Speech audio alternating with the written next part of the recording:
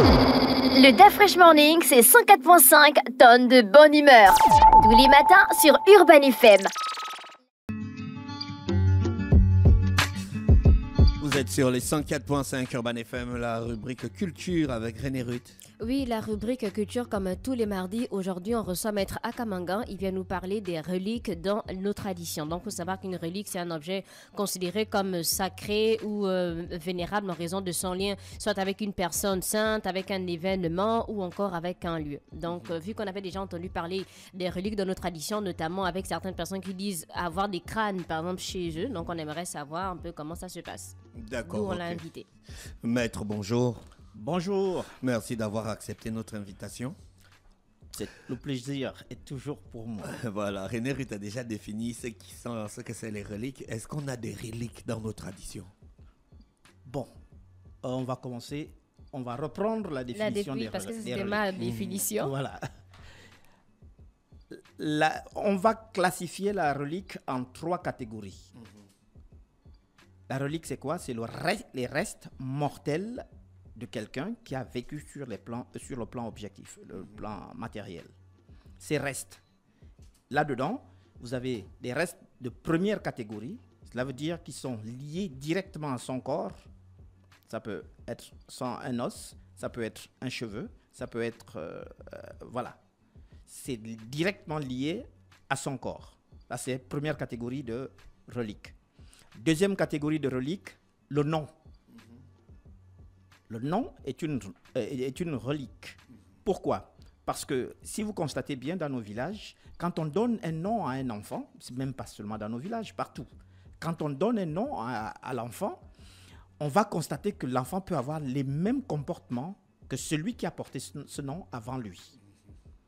Si ce dernier était voleur, on dirait il a des velléités qui vont dans ce sens-là. C'est parce que il y a justement Il y a un lien qui s'établit quand on donne à un enfant un nom. Ça, c'est la relique de deuxième catégorie. Maintenant, la relique de troisième catégorie, ce sont les objets, les objets qui ont appartenu à quelqu'un qui est décédé. Ça peut être quoi? Ça peut être un chapeau, ça peut être une cape, ça peut être un bâton de pouvoir, ça peut être... Voilà. Ça, ce sont les reliques de troisième catégorie.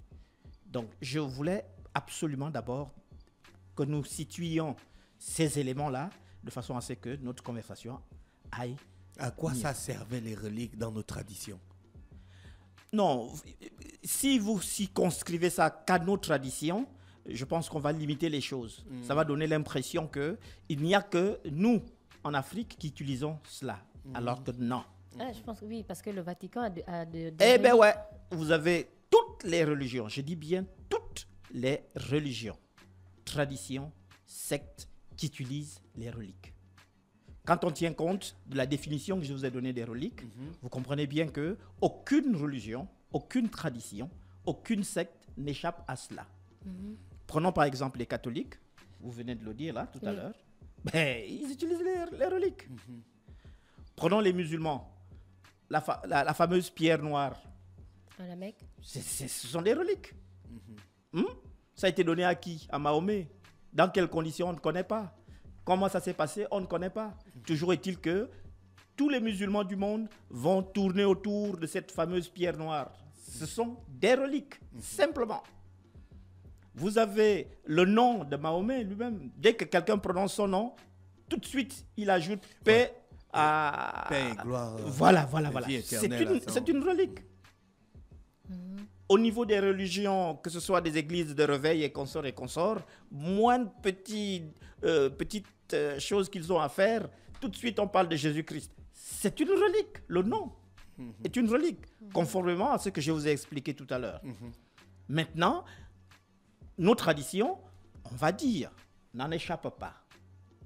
Maintenant, la particularité de tout ça, c'est que c'est une science qu'il faut particulièrement maîtriser avant de l'utiliser. Surtout pour la première catégorie, parce qu'on parle quand même des restes humains. Tout à fait. Il faut absolument maîtriser cette science-là. En général, on va dire, par rapport aux enseignements qui m'ont été donnés personnellement, que c'est une science qui peut avoir des limites. qu'il y a forcément des limites. Pourquoi? Parce que lorsque vous vous accrochez à cette science-là, l'effort que vous devriez faire vous-même au niveau de votre développement spirituel, vous ne le faites plus. Parce que vous l'abandonnez au résultat que pourrait vous produire cette relique. Ça veut dire que vous-même, spirituellement, vous ne faites plus des efforts. Donc ces reliques ont un rôle. Naturellement. Naturellement, ils ont un rôle. Et ça, c'est valable depuis la nuit des temps.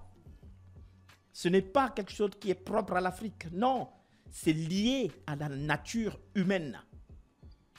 Ce sont les premières traditions ou alors les premières pratiques qui ont été faites sur la planète Terre et qui gardent jusqu'à présent leur valeur. Je vais vous raconter une anecdote.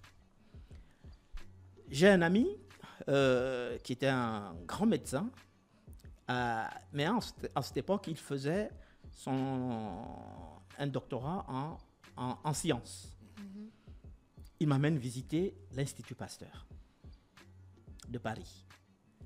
On entre à l'Institut et puis un coin, dans l'Institut même, un coin quelque part, et il me fait savoir que c'est là-bas qu'on a enterré Pasteur. Mais pourquoi on n'est pas allé l'enterrer dans son village? Pourquoi là où il y a l'Institut? Pourquoi? Il fallait qu'on aille l'enterrer où se trouve son père, sa mère, ses ancêtres.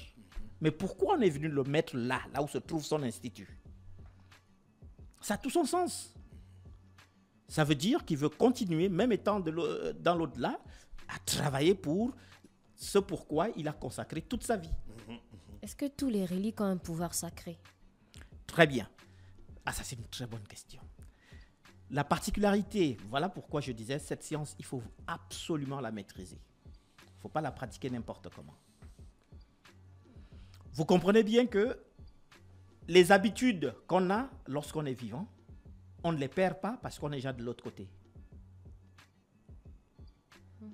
Si vous avez affaire à quelqu'un qui était un grand sorcier, il continuera ses œuvres Dans le monde de la dans le monde de l'autre côté, à aller traîner à côté de ceux qui pratiquent de la sorcellerie, à inspirer ceux qui l'appellent. Ça veut dire quoi? Ça veut dire que de tels objets, si vous l'avez par devers vous, par ce qu'on appelle la loi des harmonies et d'attraction. Ces deux lois-là combinées, harmonie et attraction, qui sont des lois universelles, il va vous contaminer systématiquement ces habitudes.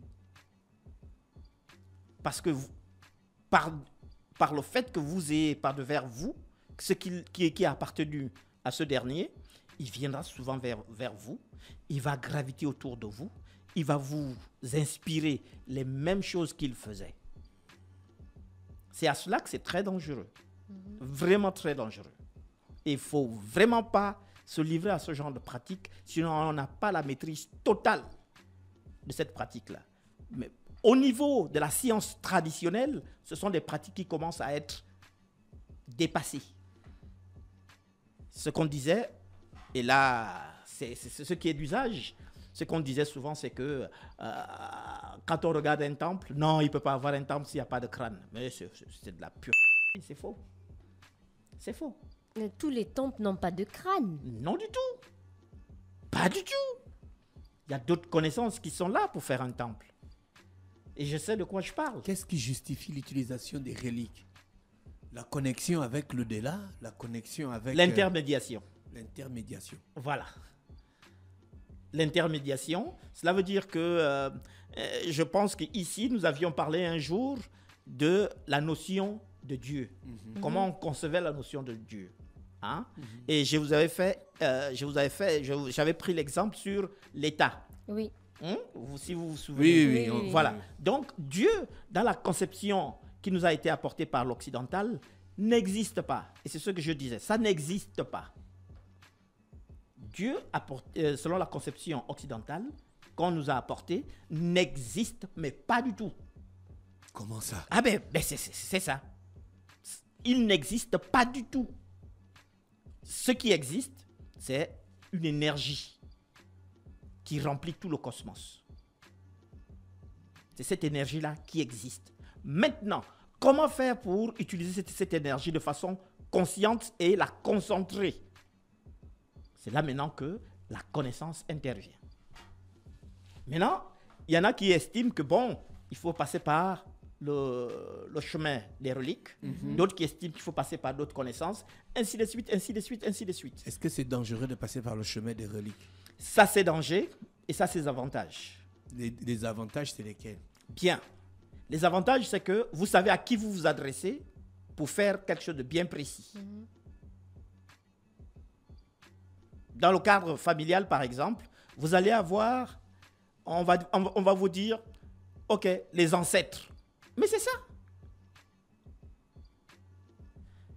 Les ancêtres vont beaucoup plus être disposés à s'occuper de sa descendance, de leur descendance. Ce qui est normal, tant sur les plans spirituels que sur les plans humains. Qui, mieux que votre père, est plus disposé à s'occuper de vous, à vous acheter des vêtements, à vous nourrir, à ceci, à cela? C'est exactement la même chose. Maintenant, dans l'au-delà, puisqu'on a besoin forcément de l'assistance de l'au-delà, ce sont nos ancêtres, naturellement, qui sont mieux disposés à s'occuper de nous, parce que nous sommes leurs descendants. Nous avons un lien, compte tenu de ce que j'ai appelé tout à l'heure la loi d'attraction et d'harmonie universelle. Comment les reliques sont conservées? Est-ce que dans le cadre, par exemple, d'un cadre, il faut du sang? Ce sont de très bonnes questions. Voilà pourquoi je disais que tout à l'heure, je disais, il faut avoir une relative maîtrise de ces connaissances-là. Nous avons parlé, par exemple, de quelqu'un qui était habitué à des pratiques de sorcellerie. Mais un tel être, quand il vient vers vous, qu'est-ce qu'il va vous demander d'autre à part ce qu'il faisait d'habitude?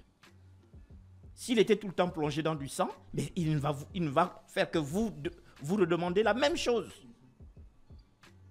Maintenant, vous avez des reliques de êtres qui ont vertueusement vécu sur la terre et qui vont vous instruire, qui vont vous défendre, qui vont vous enseigner, qui vont vous transmettre des connaissances. Voilà. Est-ce qu'un grand maître va forcément demander à un de ses enfants de prendre son crâne à son décès? Un grand maître, je dirais non. D'accord. Mais il y a Parce un homme que- qu'on a arrêté au Gabon parce qu'il avait le crâne de sa grand-mère.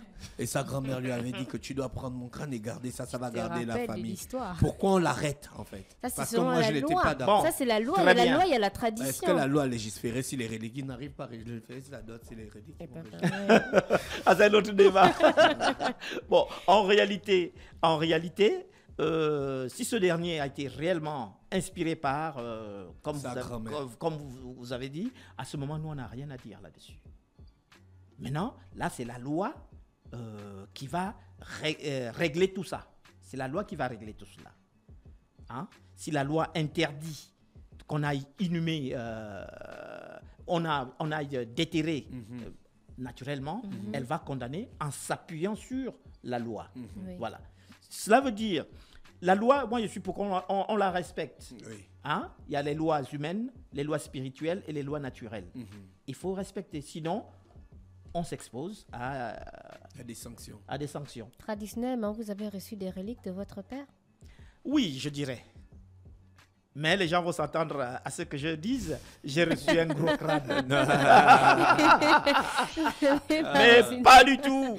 Ce que je peux retenir de ce très grand maître, c'était un maître qui avait des connaissances pures.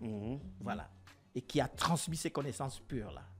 Et tout ce que je vous explique, vous comprenez bien que j'ai reçu ça de quelqu'un. Bien sûr. Voilà, vous comprenez bien que j'ai reçu ça de quelqu'un. Si je peux expliquer cela avec autant d'aisance, ça suppose que j'ai reçu un enseignement d'un maître. Est-ce que vous êtes pour l'interdiction de l'utilisation de reliques dans nos traditions?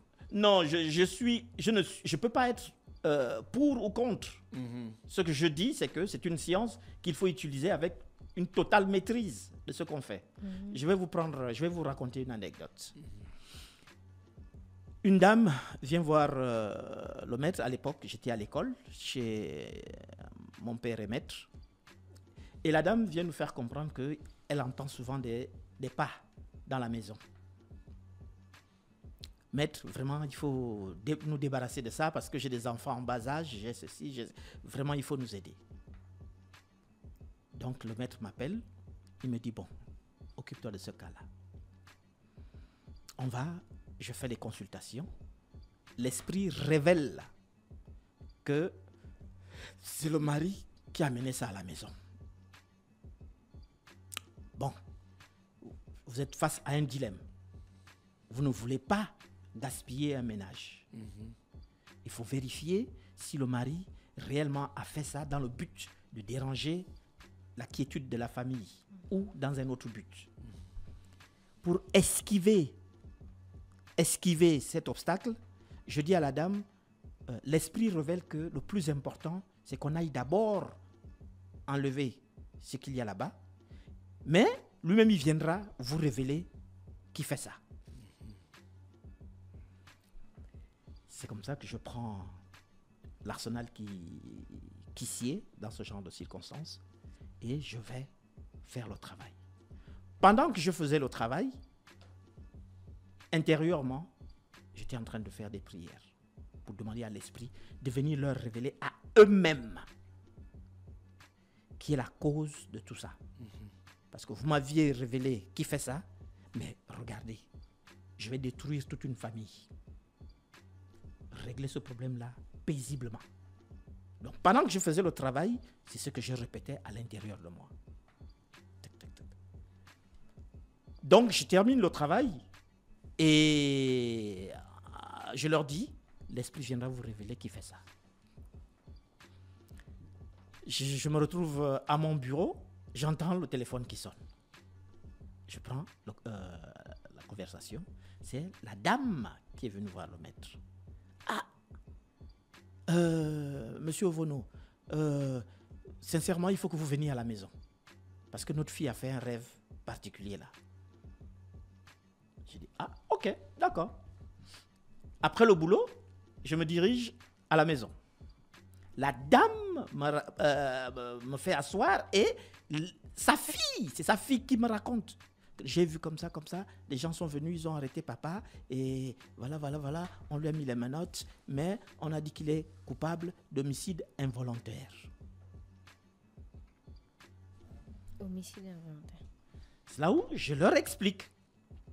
Il est coupable d'homicide involontaire, veut dire qu'il n'a pas amené ça pour nuire à la quiétude de la famille. Il ne savait pas ce qu'il avait amené. J'ai pris le père à côté, je dis bon, c'est clair non, ce que l'enfant raconte. Je ne veux pas aller plus loin. Maintenant, qu'est-ce que tu es allé prendre, que tu as amené à la maison?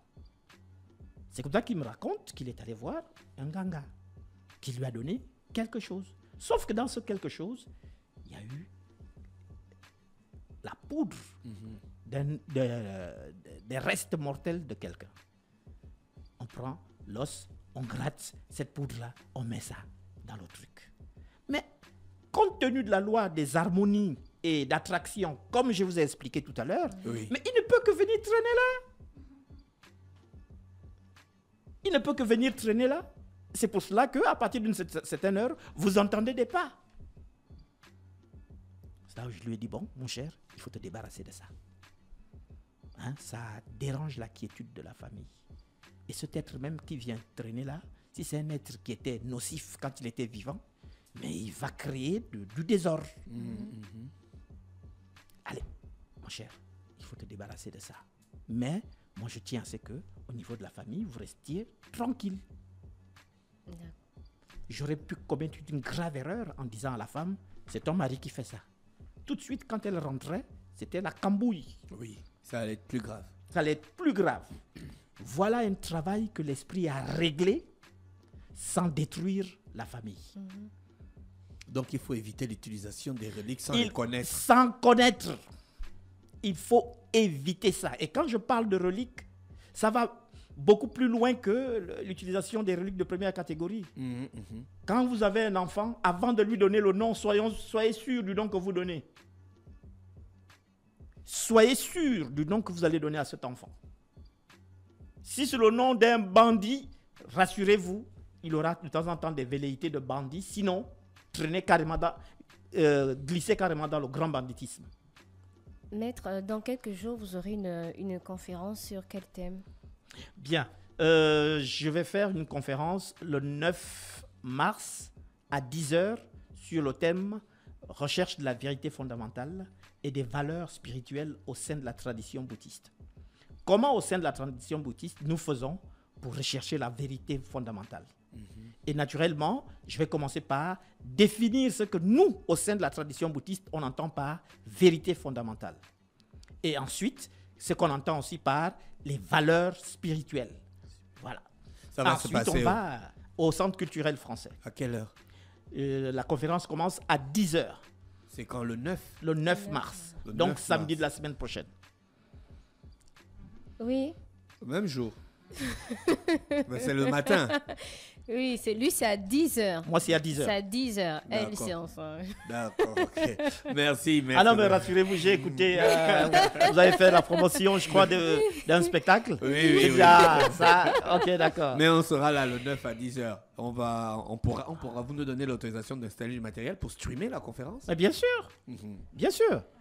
Moi, pour moi, le plus important, c'est de faire passer le message bouddhiste de façon la plus large possible. D'accord. Merci. Je rappelle qu'on recevait le maître à Kamangang ce matin sur les 104.5 qui ont parlé de reliques dans l'Uda Fresh Morning. On va faire un tour en publicité. Après, on se retrouve pour l'horoscope des auditeurs. Le Da Fresh Morning, c'est 104.5 tonnes de bonne humeur. Tous les matins sur Urban FM.